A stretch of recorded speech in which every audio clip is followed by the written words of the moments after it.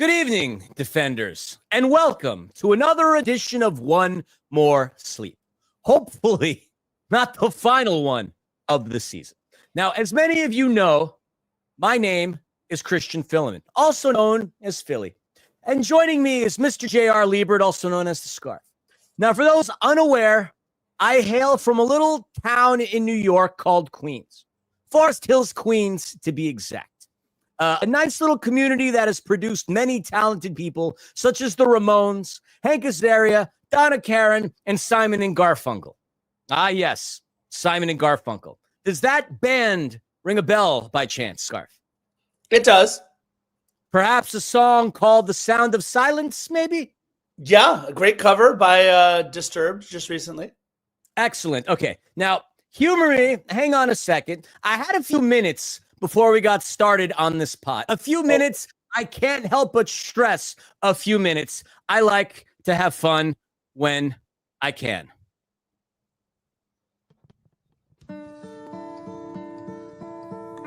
Hello, Vancouver, my old friend.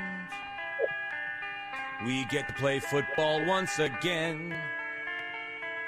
Because this playoff format is such crap. Too many matches versus the Whitecaps. And this fixture never ceases to be in our brains. It still remains within the sights of redundance. No more Vancouver. Please, no more Vancouver. No more Vanny Sartini. I am sick of it. I can't help but stress it was just a few minutes. As you came on, I said, no, get off. I needed to finalize this. Wait, no, not again. Vancouver, play again. Damn it. Out. It's on loop. Damn it. Stop. Anyways. Now, as I understand it, in both of the bands that you were in, you were never lead vocals, correct? Not unless the name of the band was the Tone Deafs. I wrote a little bit, and I definitely played guitar a lot better than I sing. That's for sure. But I don't know what it was. As we were preparing for this, I'm like, Jesus, we're playing the freaking Vancouver Whitecaps again. And then for some reason, I don't even know why. It's not as if I heard their music anytime recently. Simon and Garfunkel's The Sound of Silence came into my brain. You know, hello, Vancouver, my old friend. And then I thought, And then I put pen to paper real quick, meaning finger to texting. And then I came up with that, and I thought, you know, let me see if I could get the instrumental to it and put it together real quick. This is all over the course of like 10, 15 minutes. So, you know, it's like I don't have any time in this free world. I don't have any time, but for some reason I felt compelled to do that. What'd you think? I absolutely love it. Look, this is going to be an interesting one, guys. 12 time is a charm. We're hoping against Vancouver. Philly, to start things off today, I actually prepared a little game for you. Shoot. I got surprises and you got surprises. Oh, this will be fun. That's right. In honor of Vancouver, of course, being in British Columbia, Canada, I thought we'd play a fun game, Philly. You have to decide whether the name that I mentioned has either played goalkeeper for the Vancouver Whitecaps or was the commissioner of the Royal Canadian Mounted Police. Oh, my God. Remember, wait, hold on. How far does this go back? This only goes back to, well, I'm not going to tell you because then you'll look stuff up. All right. Here we go. You ready? Either this person was the commissioner of the Mounties or a goalkeeper for the Whitecaps. Here we go. You ready? Oh, let's start with Tony Caig. C-A-I-G. Tony Caig. Vancouver Whitecap. He was a Vancouver Whitecaps goalie. Yes, sir. How about Danny Dubois? Vancouver Whitecap. No, he was the commissioner of the Royal Canadian Mounted Police. He was in like the 20s. I don't remember what number he was. All right, how about William Higgett? Mountie. He was absolutely a Mountie. Simon Thomas. Whitecap. He was a Whitecap. Very good. James McLeod. Very Irish sounding. Very Irish sounding. Mountie. He was the commissioner of the Royal Canadian Mounted Police. I got a couple more for you. Richard Goddard. Oh, named after my ex-wife. Jeez, not Richard. God, the Goddard part. You were married to Richard? Oh, Richard. Oh, geez. Mounties. No, he was a goalkeeper for the Vancouver Whitecaps. Two more. Giuliano Zaccardelli. Definitely a Whitecap. He was the commissioner of the Royal Canadian Mounted Police. And we will end with Paolo Tornaghi. Whitecap. Definitely a Whitecap. You, my friend, did very well in our game of, was he the commissioner of the Royal Canadian Mounted Police or a Vancouver Whitecap? I obviously didn't need to include Yohei Takaoka or Thomas Hasal for that matter, because you would have got those. But well done, my friend. We are 6 minutes in. This is how you know it's the 12th time we've covered the Whitecaps in 2 years. Again, the harness our inner Cody Rhodes. So what do you want to talk about? I don't want to be here.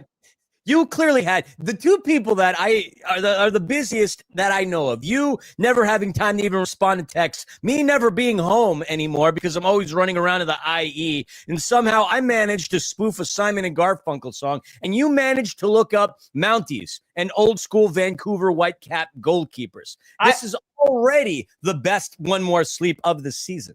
I also did something else today. Well, I didn't really do it, but I just want to show everybody out there, this is what it looks like when you win a championship in 6th grade girls volleyball. Right here. Woo-hoo! My girls. I mean, this is the YouTube content, folks. This should be paywall stuff. This should be behind a paywall. I just want to say a big congratulations to my 6th grade girls. They absolutely hammered it home in the championship game today. They had lost to the team earlier in the year, and kudos to that team for a great season. I want to mention names just because I don't want to offend anybody or anything. I don't know. But my 6th grade girls, congrats to my girls at the Willows, champs in the 6th grade year, and on the same campus, this one school coach, the one school hosted the football championship as well. Our 6th grade boys, which I had nothing to do with other than I teach those boys, they won the championship as well in football. So a good day, really fun. Going to the Palisades and back, man. I know it's first world problems, but it was like an hour and 10 minutes to get home. So my girls won the chip today. Very happy for them. An hour and 10 minutes is what you're complaining about? Yeah. I go to Riverside on a Friday afternoon from Burbank. No, I hear you. And by the way, Chris Lafferty, who's in the chat, knows very well what it's like to leave this area at the wrong minute to get to Riverside. Yeesh. Well, look, again, guys, look, we're kind of tongue-in-cheek here. It is the 12th time.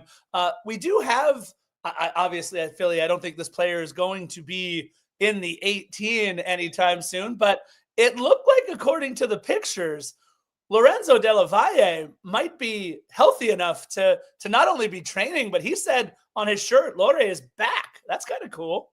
No, it's super cool. I was really happy for him. I mean, he's worked his tail off, not only to get to where he's gotten to, but to recover from an injury. So frustrating. I mean, he'd been part of our team for so long, and he hasn't really had the opportunity to feature for the first team. But I love the fact that he's back.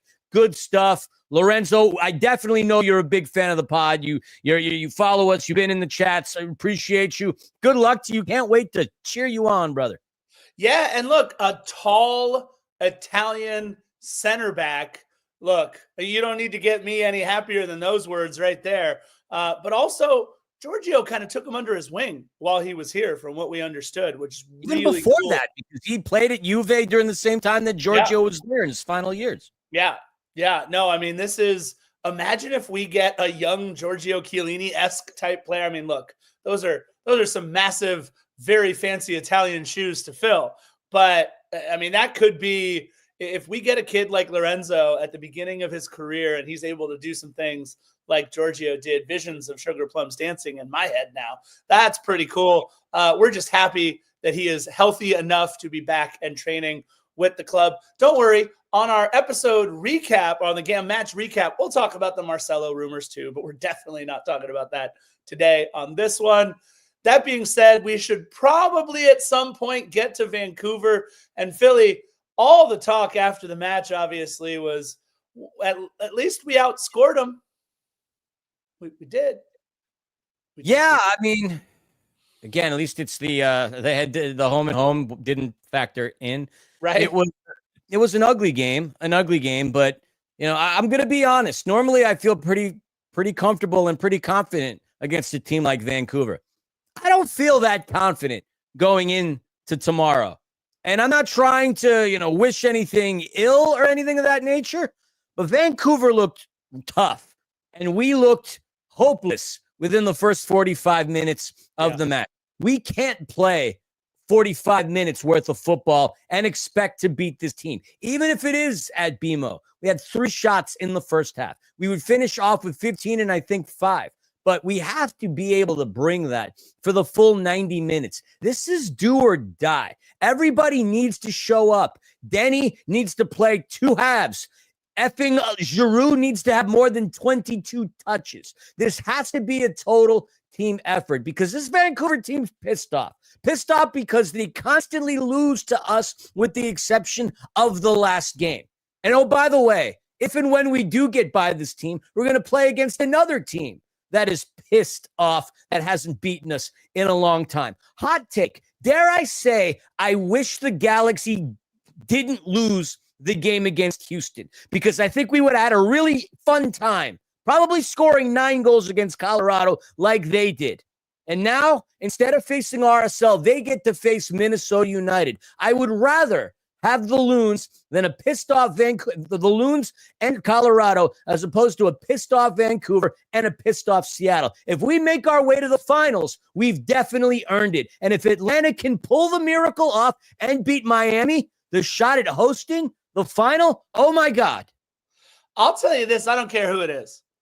When you do what we did during the regular season, battle back the way we did, go through an 11-match unbeaten streak and then a 7-match winning streak to close the season, I don't care. I don't care what path it was. I don't think it would have been any less difficult or different. As far as I'm concerned, if it would have been Colorado having to go up there and playing in Mile High, that's no fun. What we saw in this match last time against Vancouver was a club that was playing with everything to lose, with their backs to the wall. It literally was do or die for them in that match at BC Place. And you know what? At the end of the day, they wanted it more, they executed more, and they made better plays, they made bigger plays, and they put the ball in dangerous situations more often. I mean, Ryan Gauld continuing to put the ball in those dangerous situations is why Ryan Hollingshead scored a beautiful banger of a goal, is why Eddie Segura scored a beautiful back heel of a goal. It's all about being able to put the ball in dangerous situations. Bam, text Philly. I'm sure he can make it work. I don't know what you got, but text him. But I think it's all about how we are playing, not about who we are playing. And I really don't care if it's Vancouver, then Seattle, then Carson, then Miami. Bring the gauntlet so that we can just raise another cup and put another feather in our cap. Look, I totally agree with that. Preferably, no, I mean, I would want to play Miami and beat Miami because that would be the ultimate retribution. But obviously, I want to be a little selfish in the idea that I'd like to host the MLS Cup because we're just good and better at home, although our road record is still pretty solid. I mean, we've to make it as far as you do, obviously, to clinch a conference and even to be in the conversation for a supporter shield, you got to win at home and you got to be able to win on the road. Winning on the road is something that we have been able to do. So, look, whatever path the football gods lay out before us, it's all good. But just I'm not going to lie. I'm a little nervous about tomorrow. First time I've ever been nervous about the Whitecaps. I'm right there with you. I'm 100% nervous. It's not like we looked good for many moments in that match at BC Place. However, we saw Vancouver respond when their backs were against the wall. The one thing we absolutely know, if you listen to any of the comments by Steve Cherundolo all week after the match and then all week in the press, he's doing everything he can to get these boys ready. It is not on Steve Cherundolo if we lose this match tomorrow. If these boys don't come ready to play, and I think they will, let's be clear, but if these boys don't come ready to play, I don't know how you get players motivated for anything other than this is it. There's no option. It's win or go home. It's win or our season is finished. It's win or you have to be okay as a club with quote unquote just winning the US Open Cup trophy. And I'll tell you this, even though we won a trophy, I don't know how successful I would deem the season beyond, hey, we did put something else in the trophy case. Sorry, I'm just doing this thing that from Bam. Bam sent us a thing. It's nice. pretty darn funny. I'm sure. Look, if we lose in the first round of Vancouver, getting upset as the number 1 seed in the first round, to me, there's nothing that's pure failure. I'm sorry to say, winning a trophy is great. I agree, but it's not about the U.S. Open Cup. It wouldn't have been about the Leagues Cup. It wouldn't have been about the damn Supporters Shield. We've all been talking about this time and time again. It's MLS Cup or bust, baby. That's all that freaking matters. Yeah, and I love Gerardo in the chat. Look, you're also putting it pretty bluntly and very correctly. Either we win or we give Carson a chance for their 6th. And I'd much rather be the one that slams the door on that happening than to let it pass that it's going to have to be Miami or Minnesota or Seattle or whomever. No. I want us to be the one that stamps that out. I completely agree with Gerardo Rios on that one. Philly, let's talk. I know we actually on this one, you guys, we wanted to keep it a little bit lighter, keep the flow going a little bit more. Oh boy. All right, for those who have no idea what this is referring to, when we're done, make sure you go back to the very beginning of the pod to hear my little rendition of Simon and Garfunkel's The Sound of Silence. Bam, I like this, and I totally appreciate that you chose me with the wilder hair. Scarf, actually, you look quite good there, Scarf. Not going to lie. That is terrifying, Bam. I appreciate you in every way, shape, and form. We absolutely love you, buddy. Thank you. All right, so Philly, we're talking about Ryan Gauld a lot. We've talked about Brian White a lot. Let me ask you, though, other than their big two, Fafa. Who has to make an impact tomorrow? Fafa? Fafa or Stuart Armstrong, easily.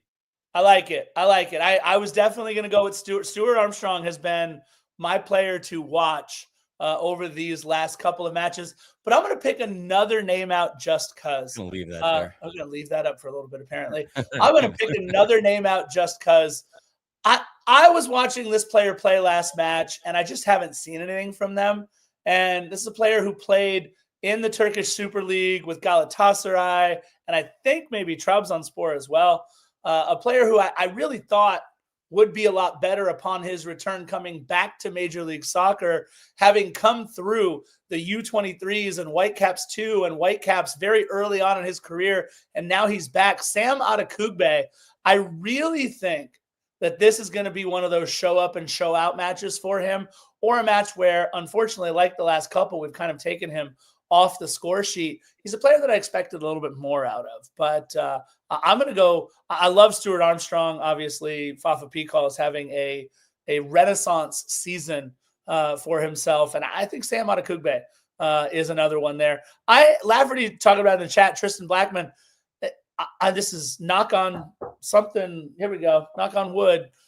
He hasn't been the menace that I thought he would be over these first 2 matches. He's played well, but hasn't really done anything to set himself apart. Look, this is a good team. Vanni Sartini is a good coach.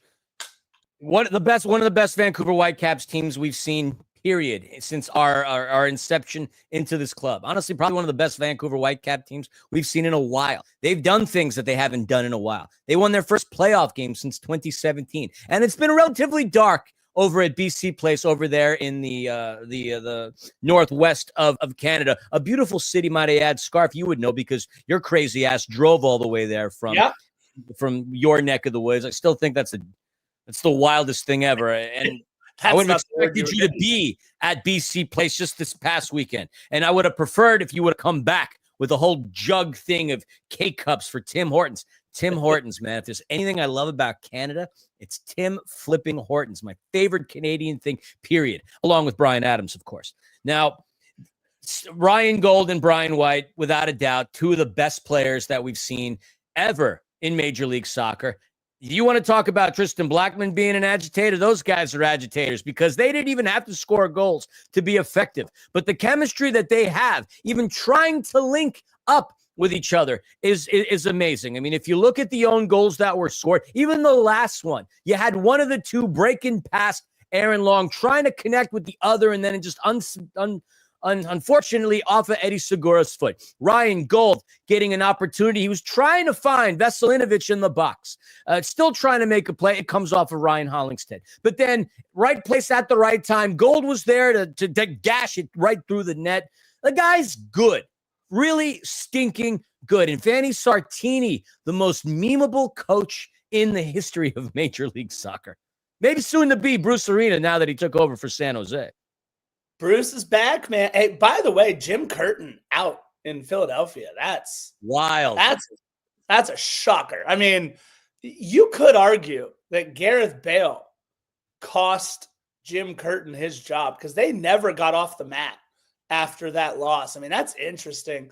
Jim Curtin gone, Bruce Arena back, and apparently he gave the old locker room talk, boys. It was he was asked about like what was it that got you run out of New England? He said it was just a bunch of us joking around in the locker room. I don't know what to make of that, but I can't imagine it's anything worse than what came out with Boss Nation's advertising for the new NWSL team. It couldn't have been worse than that. That was the worst POS thing I've ever seen or heard of in my life from that neck of the wood.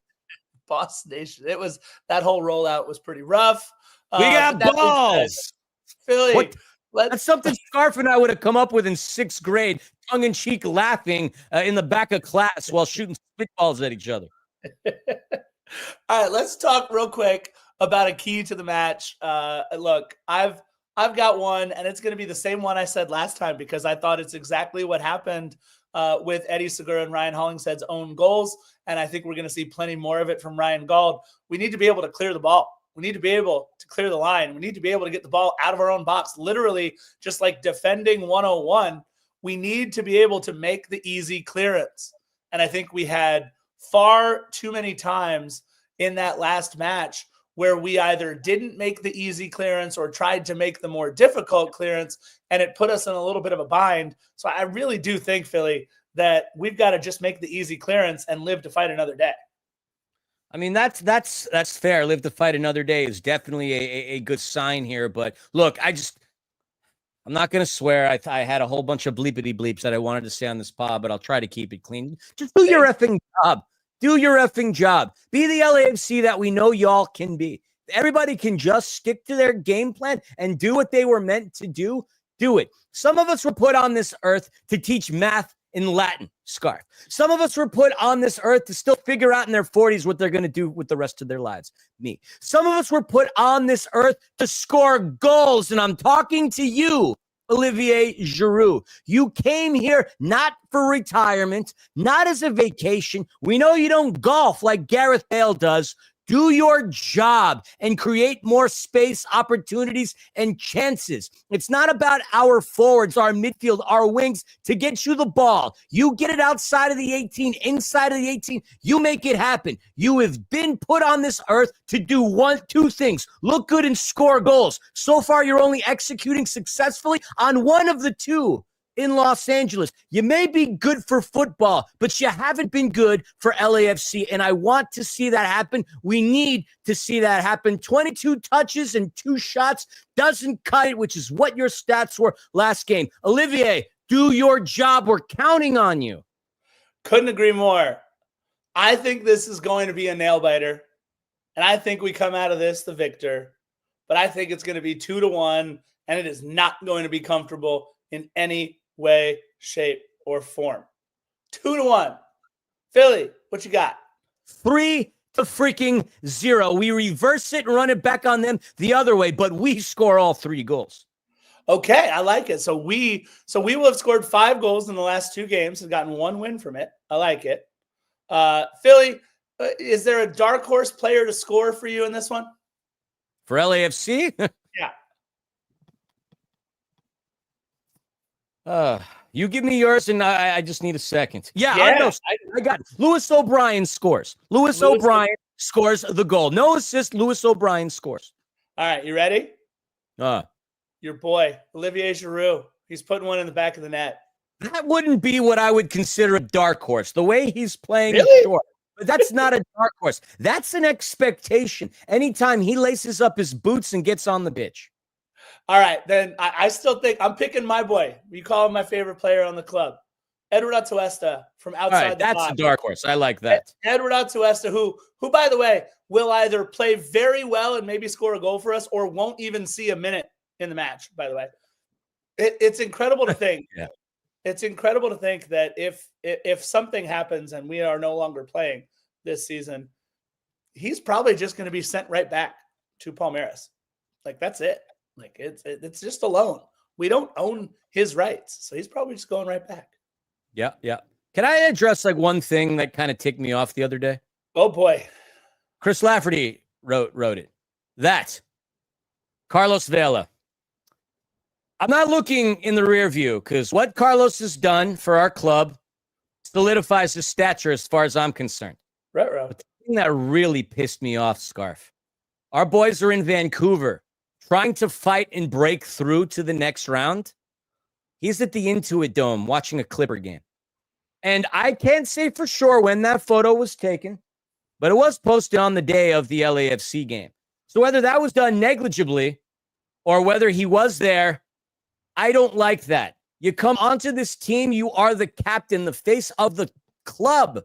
The very least, I'd prefer to see a photo of you at home watching the game, not at the Intuit Dome, taking in something that is completely different. I get it. Carlos is going to Carlos, but that really ticks me off.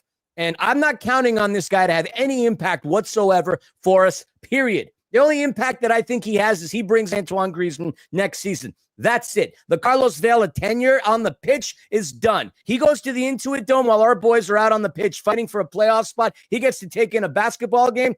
Doesn't sit well with me, my friend. Not really thrilled about that. I think you're underestimating something. Carlos has a family at home. It's loud. There's always something going on. Other players don't. I think Carlos was looking to just be able to watch the game on his phone in a nice quiet place. So he went to the Intuit Dome where the Clippers play, because Lord knows it's not very loud over there. All the Clipper fans both of them are going to be really upset at me right now. I'm really sorry. No, I think Carlos was just looking for a quiet place to watch the game. So he chose maybe the lounge of the Intuit Dome or something where it's, quieter for it. No, you don't think? No, Philly doesn't think that's it. I mean, I like what you're doing there. I appreciate the reaching for that, the humorous aspect of things. But look, man, like it's just it really is bad optics. I don't care who you are. You support your teammates. You support your teammates. You going off. Look, he's already shown that he hasn't really cared for the most part being gone all season long. And like this whole signing has done what? It's excited us for what? Yeah, it's great to have cheered him on for all of the time that it takes for me and you to get a free drink at Founders Club, which, by the way, seamless transition. My tickets are still for sale. Please, somebody DM me. Someone offered you $500 on here before. Would you take it now? When? Yeah. Who was it? Soccer Nerd, I think, offered $500. Soccer Nerd, yo, if you're around and you still want the tickets for $500, they're yours. Hit me up. Hit up Defenders. I'm good with that. I was shocked when you turned it down at the time. I was like, wait, Philly, no. Yeah, I mean, now I'm regretting it. But Soccer Nerd or any nerds, anybody cool, I don't care. You'd be very cool in my eyes if you could just take these tickets off my hand. I can't go to the game. I've got to call college basketball tomorrow. I'm missing another freaking LA. Yeah, but Philly, you're absolutely right. You're absolutely right that no matter what reason, it is bad optics on the day of a playoff match. 100%. 100%. If it was game 17 against, I don't know, Colorado away on a Tuesday, whatever. But it's the playoffs, man. The playoffs, and it's against a team that, well, we've played 100 times. I get that part. I get that he wouldn't have gone to Vancouver, but it's still bad optics, man. Yeah. I mean, any other player in this league probably would have been with the team. And I know that's asking a bit too much for him to just get up and go for no reason. At the very least, I mean, lie about being at the Clipper game. Show a picture of you watching the team at home with an LAFC cap, something. It's just, I don't like that, man. That itch doesn't sit well with me. No, I agree, my man. It's definitely not great optics at the very best. It's not good optics. Philly's got 3-0, and that seems to be the scoreline du jour when these two teams play each other. I've got 2-1, and I think it's going to be a nail-biter. You guys let us know what you think. We had a lot of fun on this one. Hopefully, God, Lord, there's that picture again. Thank you to Bam for the cover of the album. Thank you to Philly for the vocals on the new track on America's Hot 100 that we'll see on Rolling Stone in just a little bit. You guys, look, we're trying to have fun with this. It is the 12th time in 2 years that we've played Vancouver. It's the, 6th time this year, 6th time last year. And other than that, I think, Philly, we're good. What do you think? Well, I mean, yeah. Oh, hold up. We are good, but, I figured since I have this up, one more time for those who didn't get a chance to hear it. Get to play us out. Once. Oh. No, I Hang said on. play us out, Philly. All right, let's try this again.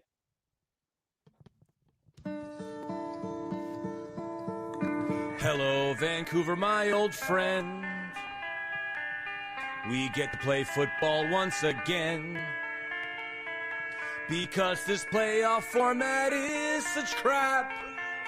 Too many matches versus the Whitecaps. And this fixture never ceases to be in our brains. It still remains within the sights of redundance. No more Vancouver. Please, no more Vancouver. No more Vanny Sartini. I am sick of it. Bye-bye. Bye. No more.